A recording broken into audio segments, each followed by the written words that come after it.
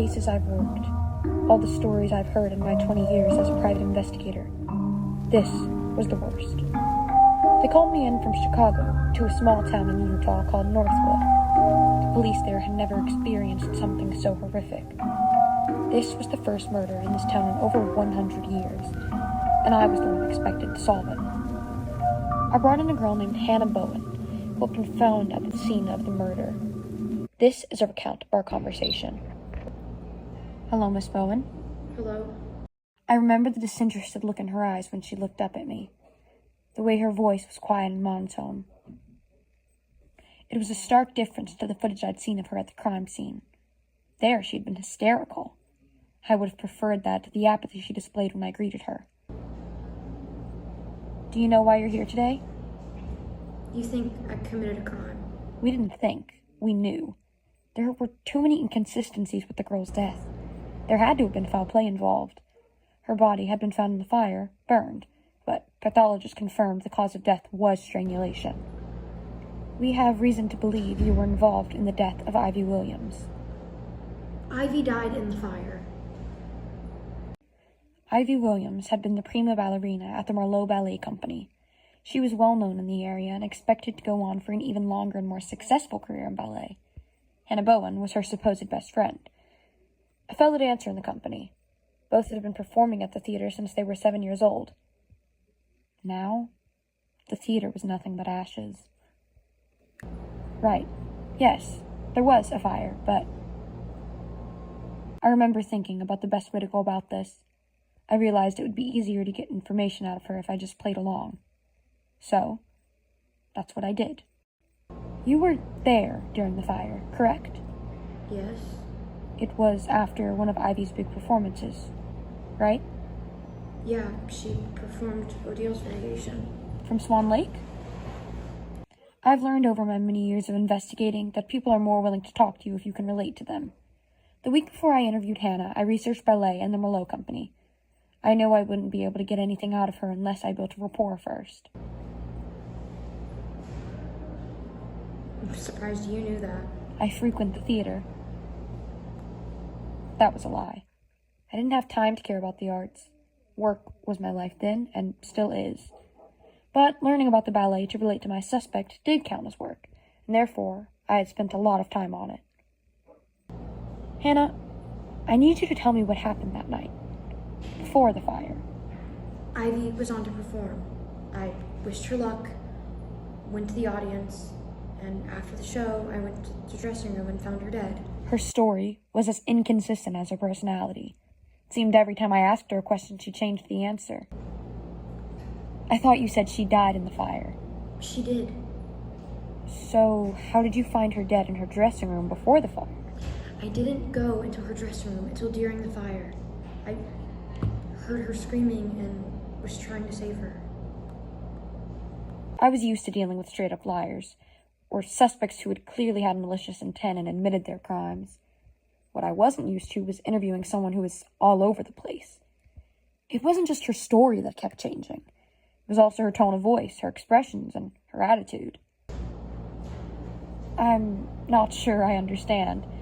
You said you heard her screaming during the fire and went to save her? Yes, I was gathering my things when the fire started. Everyone in the audience rushed out of the theater except for me because I heard her screaming and I had to go save her. At this point, I knew I wasn't going to get a straight answer from her about what happened on that night. No matter how many times I asked her, the story would change. So, I moved on to asking her about her relationship with Ivy.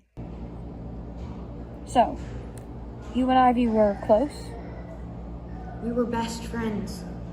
She was the sweetest, and she was so talented.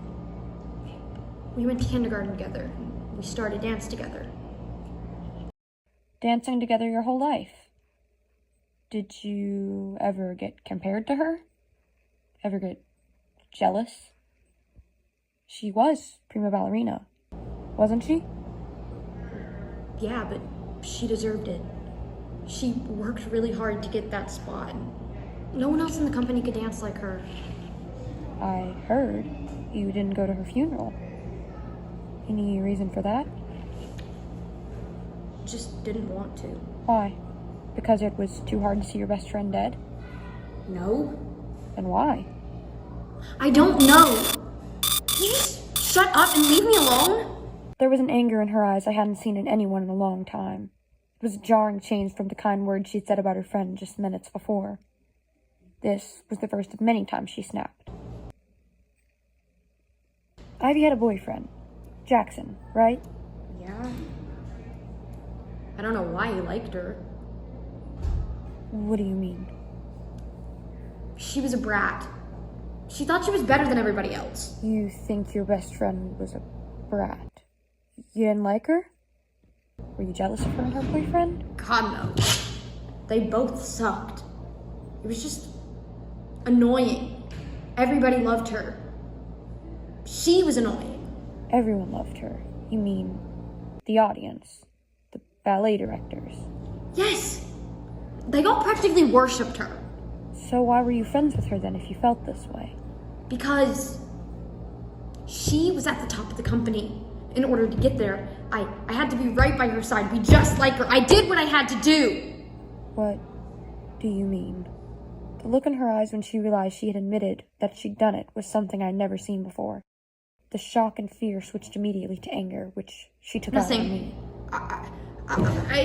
Why are you here? Your questions are stupid, and you're stupid, and everything is stupid. Just let me leave. I remember how I didn't let it affect me. I sat until she calmed down again. When she finally did take a seat, her tone was, once again, vastly different from her previous one. I began to wonder if there were some underlying issues she had, but I was no psychologist, so I just continued to ask her questions. I needed to get to the point. Are you done? I'm sorry. Well, thank you for apologizing, but what I need from you is a straight answer. What happened last week at the theater? I was walking backstage to get my pointe shoes that I had left, and I saw her there, collapsed. I tried to do CPR, but then the fire started and I had to leave her. None of her stories made sense. They were all clearly lies, and I didn't have time to put up with it anymore. Hannah, you were with her body when we found it.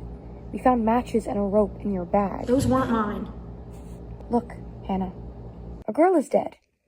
We know what happened, and we know you did it. We just need to know why.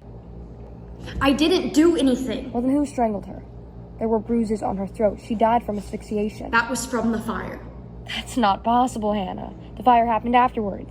Pathology reported she died 2 hours before the fire even started. Now, how does that make sense? Tell me what you did. I killed her, okay? I deserved her spot. I could do that dance 1,000,000 times better than she ever could. She never performed that night, did she? No, she didn't deserve it. She didn't deserve to perform. I did, and I finally got all the applause and appreciation that I deserved. But Hannah, everyone thought it was her who was performing. No one really was congratulating you. No, that isn't true. I was still getting the applause. I knew the risk in pushing her like this. She was a dangerous individual, despite how small and weak she looked. I could have ended up dead that day if she decided to flip out on me, but it was worth it for the case. I had to get her to admit everything. Yeah, but they thought it was her. I mean, you dyed your hair to look like her. You wore your makeup just like hers. Does the praise really even count if it wasn't meant for you? Yes. Yes, it does. It does count because I am Ivy now. I became her.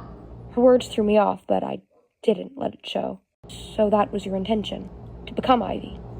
You thought no one would notice you weren't her? No, no one even liked me anyways.